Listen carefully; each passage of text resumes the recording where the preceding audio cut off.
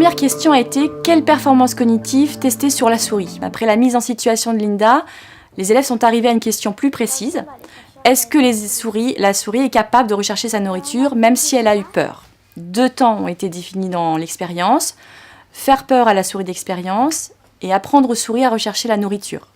L'objectif était de voir si la peur a des conséquences sur la recherche de nourriture. Les conditions de l'expérimentation devaient être les suivantes. Donc la souris doit être jeune, inexpérimentée et elle doit avoir faim. Les enfants avaient à la fin de la séance déjà imaginé comment faire peur à la souris avec des objets bruyants, avec la voix. On a imaginé plein de choses. On a tous fait des schémas sur papier de comment on allait leur faire peur, voir quelle expérience on pourrait tester sur elle. Ils avaient imaginé qu'elle irait chercher sa nourriture dans un labyrinthe. Et pour la 3e visite de Linda, nous avions préparé un panneau avec tout notre protocole expérimental et nous lui avons présenté.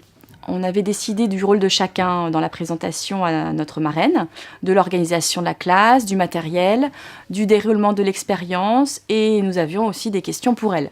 Cette présentation, elle est restée assez générale car certaines questions essentielles restaient sans réponse.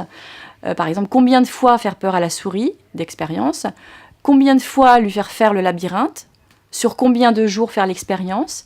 Et c'est là que la marraine allait jouer son rôle à plein, c'est-à-dire apporter son expertise de chercheuse concernant les enjeux et les méthodes de recherche. Elle nous a aidé à affiner notre protocole de recherche et elle nous a fait réfléchir sur la question des effets à long et court terme de la peur et de la différence qu'il y aurait dans nos résultats. Nous avons finalement opté pour le court terme, compte tenu de nos contraintes d'emploi du temps.